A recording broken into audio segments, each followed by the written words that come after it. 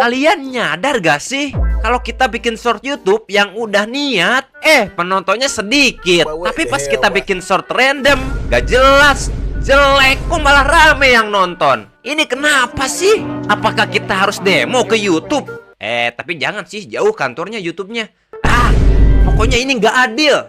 Yang setuju sama aku pakai sound ini biar admin YouTube-nya dengerin. Udah capek ngomong mulu. Mokel apa ya hari ini? Blast channel enak ya.